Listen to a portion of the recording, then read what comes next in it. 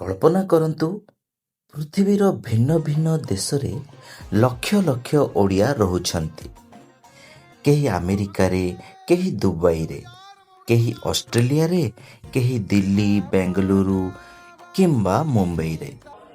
ସେମାନଙ୍କ ଜୀବନ ବଦଳି ଯାଇଛି, ଠିକଣା ବଦଳି ଯାଇଛି, କିନ୍ତୁ ଗୋଟିଏ ଜିନିଷ କେବେ ବଦଳି ନାହିଁ, ଜଗନ୍ନାଥଙ୍କ ପ୍ରତି ଭକ୍ତି।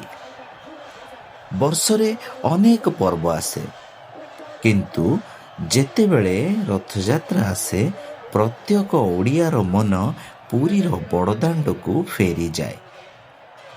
ଟିଭି, ମୋବାଇଲ କିମ୍ବା ଲାଇଭ୍ ପ୍ରସାରଣରେ ରଥ ଦେଖିଲେ ମଧ୍ୟ ଲାଗେ, ଆହା, ଯଦି ଆଜି ପୁରୀରେ ଥାଆନ୍ତି କେତେ ମଜା ଆସନ୍ତା, ପ୍ରଭୁଙ୍କୁ ଦର୍ଶନ ମିଳନ୍ତା।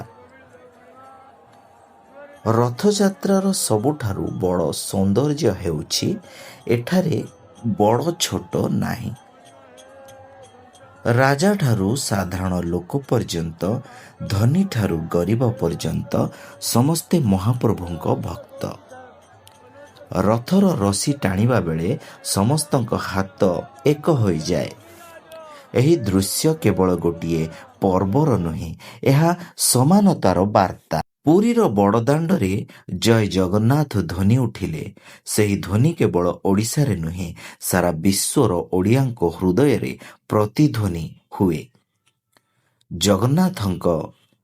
ଜଗନ୍ନାଥ କେବଳ ଓଡ଼ିଶାର ଠାକୁର ନୁହନ୍ତି, ସେ ସମଗ୍ର ମାନବ ଜାତିଙ୍କ ପ୍ରଭୁ।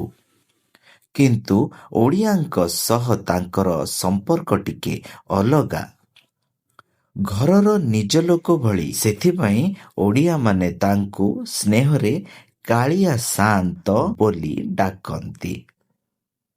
ରଥଯାତ୍ରା ଆମକୁ ଶିଖାଏ ପରମ୍ପରାକୁ ବଞ୍ଚାଇ ରଖିବାକୁ, ଏକାଠି ରହିବାକୁ ଏବଂ ନିଜ ମୂଳକୁ କେବେ ଭୁଲି ନ ଯିବାକୁ। ଆଜି ଜଣେ ଓଡ଼ିଆ ପୃଥିବୀର ଯେକୌଣସି କୋଣରେ ଥାଉ, ରଥଯାତ୍ରା ଦିନ ସେ ହୃଦୟରୁ ଗୋଟେ କଥା କହେ, ମୁଁ ଯେଉଁଠି ଥିଲେ ମଧ୍ୟ ମୋ ମନ ସବୁବେଳେ ଶ୍ରୀକ୍ଷେତ୍ରରେ। ଆପଣ କେବେ ଭାବିଛନ୍ତି କି ରଥଯାତ୍ରା ଆସିଲେ କାହିଁକି କୋଟି କୋଟି ଲୋକ ପୁରୀ ଆଡ଼କୁ ଟାଣି ହୋଇଯାଆନ୍ତି? କାରଣ ବର୍ଷରେ ଏହା ହିଁ ସେହି ଦିନ ନିଜ ମନ୍ଦିରରୁ ବାହାରି ଭକ୍ତଙ୍କ ପାଖକୁ ଆସନ୍ତି। ଯେଉଁମାନେ ମନ୍ଦିରକୁ ଯାଇପାରନ୍ତି ନାହିଁ, ସେମାନଙ୍କ ପାଖକୁ ପ୍ରଭୁ ସ୍ୱୟଂ ଆସନ୍ତି। ଏହି ଭାବନା ହିଁ ରଥଯାତ୍ରାକୁ ଅନନ୍ୟ କରିଛି। ସକାଳୁ ଆରମ୍ଭ ହୁଏ ଅପେକ୍ଷା, କେତେବେଳେ ରଥ ଗଡ଼ିବ, କେତେବେଳେ ହରିବୋଲ ଧ୍ୱନିରେ ବଡ଼ଦାଣ୍ଡ କମ୍ପି ଉଠିବ। ରଥର ଚକ ଗଡ଼ିବା ସହିତ ଲକ୍ଷ ଲକ୍ଷ ହୃଦୟ ମଧ୍ୟ ଭକ୍ତିରେ ଭରିଯାଏ।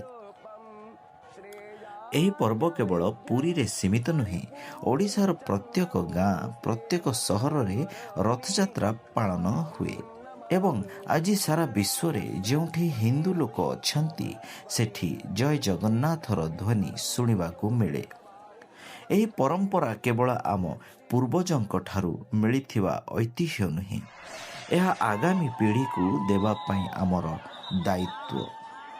କାରଣ ଯେପର୍ଯ୍ୟନ୍ତ ରଥ ଗଡ଼ିବ, ସେ ପର୍ଯ୍ୟନ୍ତ ଓଡ଼ିଆର ପରିଚୟ, ସଂସ୍କୃତି ଓ ଜଗନ୍ନାଥଙ୍କ ପ୍ରତି ଅତୁଟ ବିଶ୍ୱାସ ରହିବ।